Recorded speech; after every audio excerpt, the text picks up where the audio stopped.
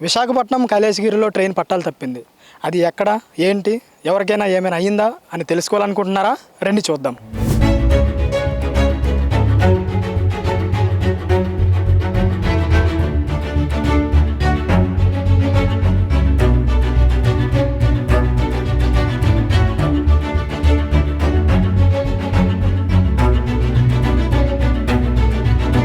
పర్యాటక మణిహారమైన కైలాసగిరిపై circular rail Visakha Darshan toy train మూలకు చేరింది. విఎంఆర్డీఏ ఆధ్వర్యంలో నడుస్తున్న ఈ రైలు నిర్వహణ ఇటీవల గాడి తప్పిందనే విమర్శలొస్తున్నాయి. ఇంజిన్, బోగీలు, జనరేటర్, ట్రాక్ నిర్వహణపై పర్యవేక్షణ లేకపోవడంతో తరచూ సమస్యలు తలెత్తి మధ్యలోనే రైలు నిలిచిపోతోంది. ఇలా ఏడాదిలో 4-5 సార్లు జరుగుతుండడం గమనార్హం.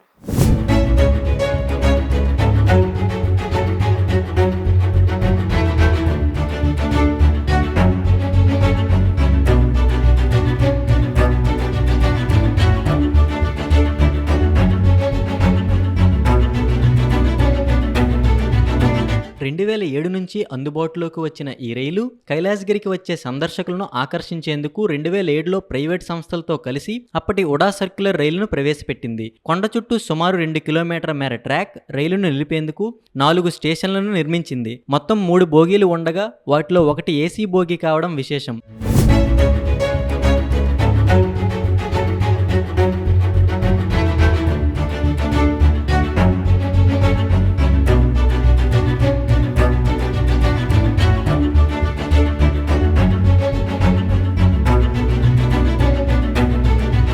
ఈ రైలు పర్యాటకుల విశేష ఆదరణ పొందింది.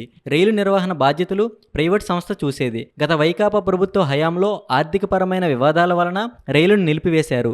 దీనిపై ప్రైవేట్ సంస్థ విఎంఆర్డీఏ అధికారులు న్యాయస్థానాన్ని ఆశ్రయించారు. ఇంకా కోర్టులో ఈ వివాదం నడుస్తోంది. 2023లో అప్పటి కలెక్టర్ మల్లికార్జునరావు నేతృత్వంలో విఎంఆర్డీఏ అధికారులు సర్క్యులర్ రైలుకు విశాఖ దర్శన్ ట్రాయ్ ట్రైన్గా పేరు మార్చి విఎంఆర్డీఏ అధికారుల నేతృత్వంలో నడిపారు. కొత్తలో నిపుణులతో చర్చించి ట్రాక్, ఇంజిన్, బోగీలు, చక్రాల నిర్వహణపై ధ్రువపత్రం తీసుకున్నారు.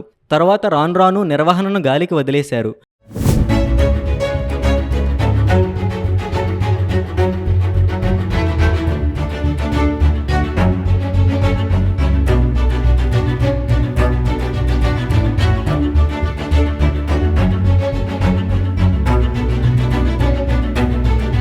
కోర్టులో ప్రైవేట్ సంస్థకు అనుకూలంగా తీర్పు వస్తుందన్న ఆలోచనతో విఎంఆర్డీఏ అధికారులు ఇటీవల రైలు నిర్వహణపై దృష్టి సారించడం లేదు. దీంతో 5-6 నెలలుగా ఇంజిన్తో పాటు ట్రాక్ పరిస్థితి అధ్వానంగా మారింది. గతంలో 2 సార్లు రైలు మరమ్మతులకు గురికాగా ఇటీవల ఏకంగా పట్టాలు తెప్పింది. రైలు తీరును చూసిన సందర్శకులు ఉసూరుమంటున్నారు. సాధారణ బోగిల్లో ఒకరికి 120, ఏసీ బోగిల్లో 170 చొప్పున టికెట్ ధర వసూలు చేస్తున్నారు. అదే సాధారణ రోజుల్లో 30,000 నుంచి 40,000 వరకు ఆదాయం వస్తుంది. సీజన్లో అయితే రోజుకు 80,000 నుంచి 90,000 వరకు సమకూరుతుంది. నెలకు సుమారుగా 15 లక్షల వరకు ఆదాయం వచ్చేది. విఎంఆర్డీఏ నిర్లక్ష్యం కారణంగా అందులో 20% వరకు కోల్పోవాల్సి వస్తోంది. దీంతో ఇటు పర్యాటకానికి అటు పొట్ట నింపుకోవటానికి దూరమైన దర్శన్ ట్రాయ్ ట్రైన్పై అధికారులు కాస్త దృష్టి సారించి అందుబాటులోకి తీసుకురావాలని సందర్శకుల అభిప్రాయం. చూసాం కదా, గత వైసీపీ ప్రభుత్వ హయాంలో ఆర్థికపరమైన వివాదాలతో దీన్ని నిలిపివేయడం జరిగింది.